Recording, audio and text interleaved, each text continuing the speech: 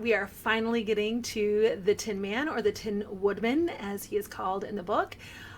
Well, sort of. But I am going to start by reading a dialogue between the Tin Woodman and the Scarecrow from book 1 of The Wonderful Wizard of Oz.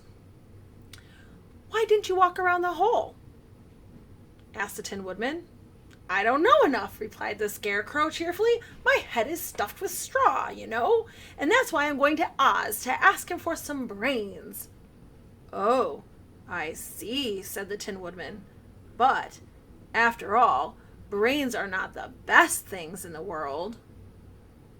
"Have you any?" inquired the Scarecrow. "No, my head is quite empty," answered the Woodman, "but once I had brains, and a heart also, so having tried them both, I should much rather have a heart." "And why is that?" asked the Scarecrow. "I will tell you my story, and then you will know." So the Tin Woodman goes on to tell his story, and it has everything to do with this munchkin girl he's in love with, and he finishes up the story by saying, "While I was in love, I was the happiest man on earth, but no one can love who has not a heart, and so I am resolved to ask Oz to give me one. If he does, I will go back to the Munchkin Maiden and marry her." Both Dorothy and the Scarecrow had been greatly interested in the story of the Tin Woodman, and now they knew why he was so anxious to get a new heart. "All the same," said the Scarecrow, "I shall ask for brains instead of a heart, for a fool would not know what to do with a heart if he had one." "I shall take the heart," returned the Tin Woodman, "for brains do not make one happy, and happiness is the best thing in the whole world." Dorothy did not say anything, for she was puzzled to know which of her two friends was right. And this Dorothy is puzzled as well. I have also tried both, and I think the Tin Man might be right. Brains do not make you happy. My mind is constantly thinking, evaluating, creating, destroying, critically examining, and it does the opposite of making me happy.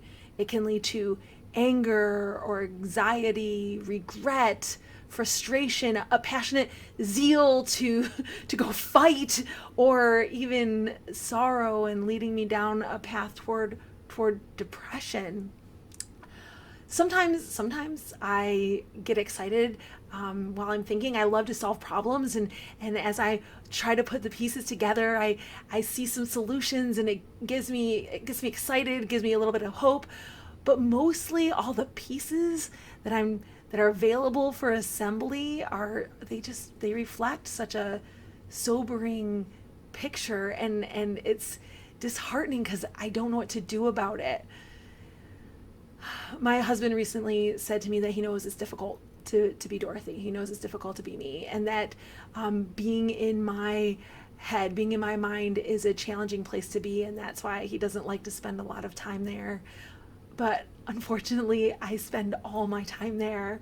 I live in my head. I live in my own head, and I can't get away from that. And there's this idea of blissful ignorance, right? You can't be unhappy about something if you don't know about it. If you don't know about something worrisome or unpleasant or awful, you're not going to be unhappy, because you can't be unhappy about something you don't know about. And so there is this attitude of ignorance is bliss. But I have this drive inside me. It was I feel like I have to know everything, and I start wondering, I know I can't know everything, and what if I miss something important? And so this desire to know everything, and knowing that I can never know everything, actually I start off with a feeling of failure from the get-go, and that makes me feel bad, especially since I know I don't actually want to know everything, because there's this other drive inside of me that once I know something, I want to do something about it, and that's a really, really heavy burden to bear. Not knowing what to do about what you know. And so there's a lot of not knowing that goes along with the knowing. And you know what? Come to find out, there's not much one person can do to change the entire world. or even really make a dent in it. I mean, especially when we're talking about everything, right? So, yeah, thinking doesn't make me happier. Brains don't make anyone happy.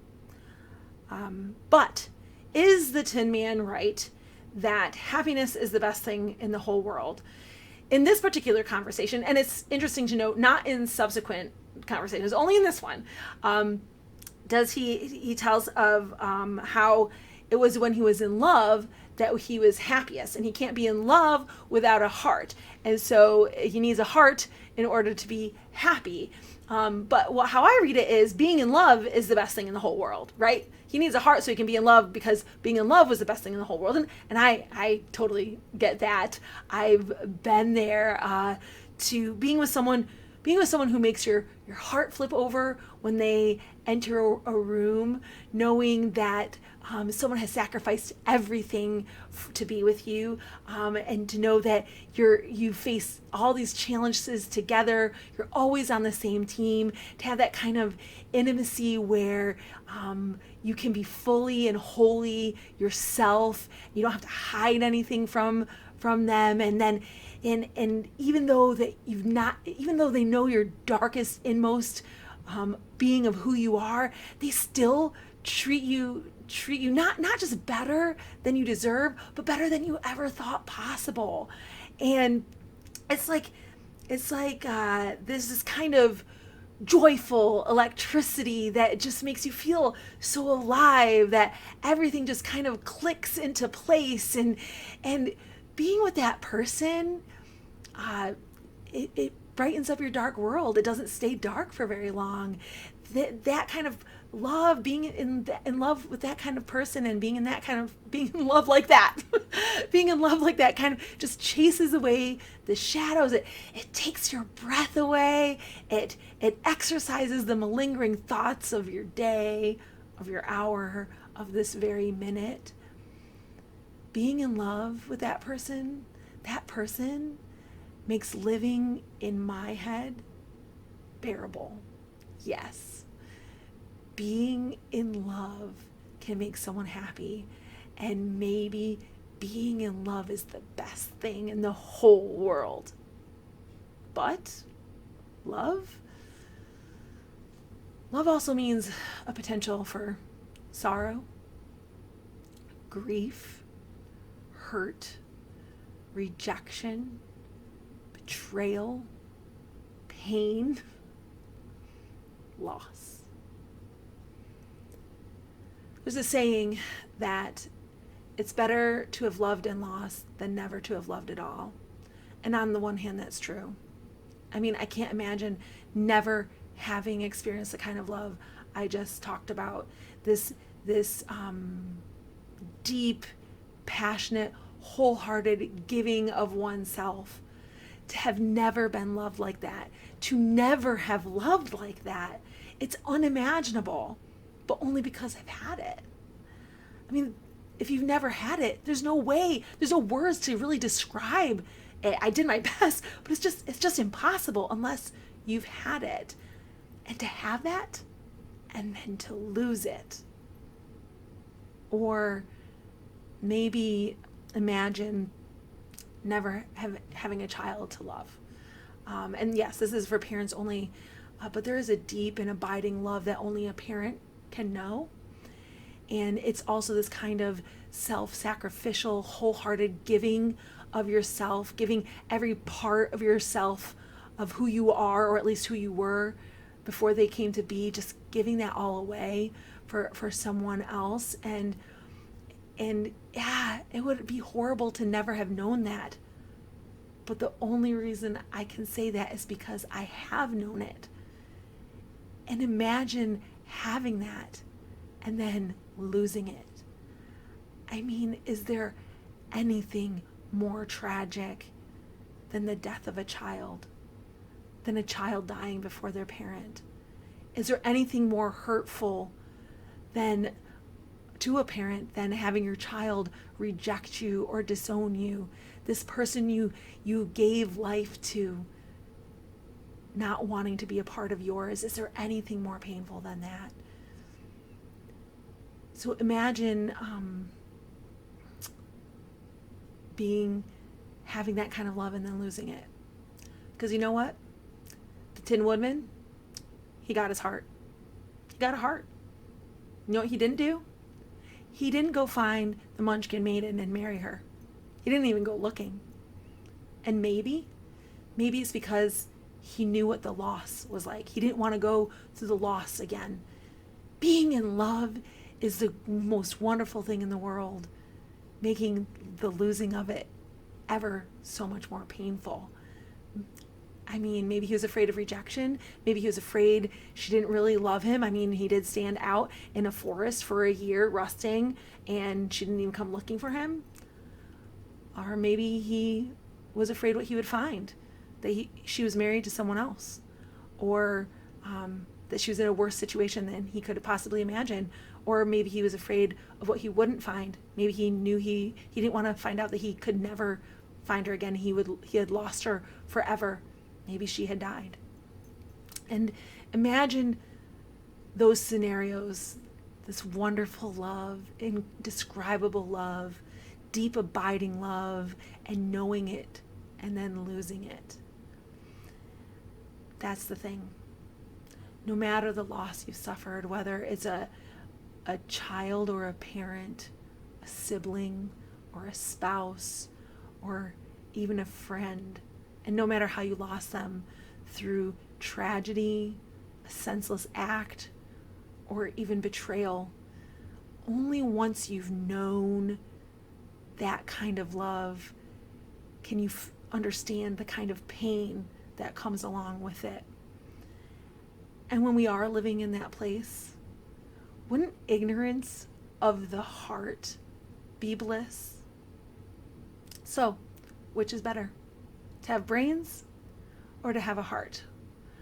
Or was the Tin Woodman at the beginning of the story the one that was better off because he didn't have either one? And I know maybe you've been wondering why I haven't.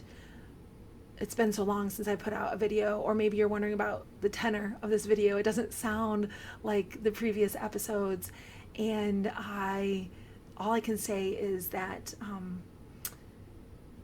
the reality is my brain never shuts down.